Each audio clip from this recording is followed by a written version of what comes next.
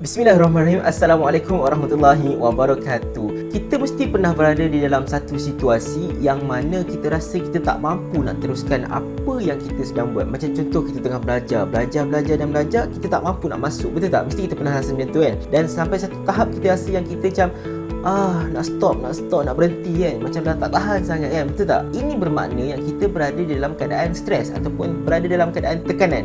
Sebenarnya stres ataupun tekanan ni bermaksud yang kita ataupun manusia biasa ni berada di dalam ketidakstabilan mental dan fizikal, dan ianya berkait rapat dengan cara hidup ataupun gaya hidup seharian kita. Sebenarnya menurut Dr. Hans yang juga merupakan pengasas kepada teori stres ataupun teori tekanan perasaan, ada menyatakan bahawa stres ini bermaksud reaksi terhadap sesuatu perkara ataupun reaksi seseorang individu terhadap sesuatu perkara yang telah menjadi bebanan terhadap dirinya. Bebanan ini sebenarnya terbahagi kepada beberapa perkara, iaitu ancaman ataupun perubahan dan sebagainya, yang menyebabkan seseorang itu harus mengikuti arus perubahan ataupun mengikuti ancaman tersebut. Tekanan ini terbahagi kepada dua, ada yang positif dan ada juga yang negatif. Yang positif kita akan panggil tekanan eustress dan yang negatif kita panggil distress. Terdapat 4 gejala utama yang boleh berlaku ketika stres. Pertama adalah fizikal. Simptom yang akan berlaku pada fizikal kita, badan akan terasa lesu dan keletihan. Badan juga akan terasa sakit, terutama di bahagian bahu dan juga di bahagian belakang. Degupan jantung yang sangat kuat, sukar untuk tidur, loya dan tangan akan terasa sejuk serta berpeluh. Gejala yang kedua adalah mental. Apa yang akan berlaku kepada mental kita? Yang pertama adalah mudah untuk lupa kerana kurangnya daya ingatan, kurang fokus, sukar untuk membuat keputusan, berfikiran sempit dan juga kurang memberikan respon kepada jenaka. Gejala ketika stres yang seterusnya ialah melalui emosi, di mana kita akan berasa risau, sentiasa bimbang, mudah kecewa seperti orang yang putus cinta, sentiasa berasa takut, mudah hilang sabar dan panas barat.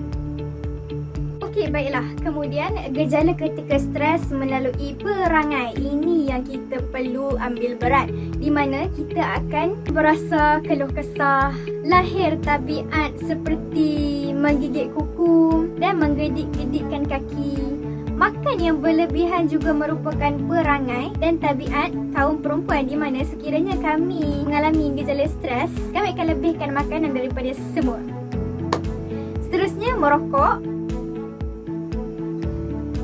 minum arak dan menyalahkan orang lain serta bertindak agresif. Kesan-kesan apabila anda menghadapi stres. Sebenarnya, stres ni mampu menjadikan korang seorang yang pelupa dan susah untuk fokus. Susah untuk fokus ini ialah secara tidak langsung anda akan kurang prihatin terhadap perkara yang berlaku di sekeliling anda. Seterusnya ialah sakit kepala.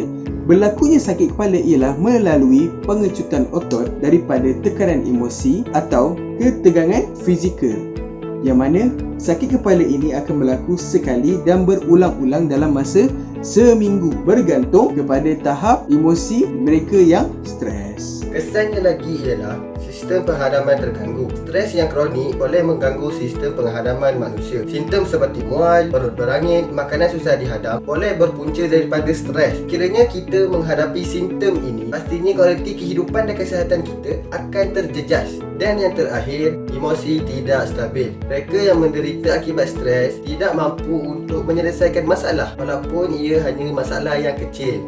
Penderita ini sering rasa cemas dan mudah risau akan perkara-perkara yang kecil. Mereka ini merasa mudah kecewa, cepat naik angin dan mudah marah. Kesan ini akan memberikan impak yang negatif bukan sahaja dalam pekerjaan atau pembelajaran, malahan hubungan antara rakan dan antara keluarga akan turut terjejas.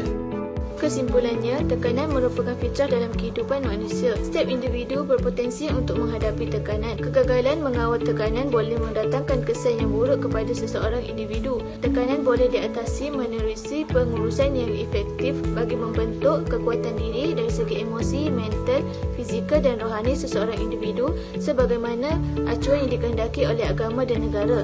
Oleh yang demikian, yakinlah setiap masalah ada jalan penyelesaiannya dengan syarat kita perlu tabah menghadapi ujian.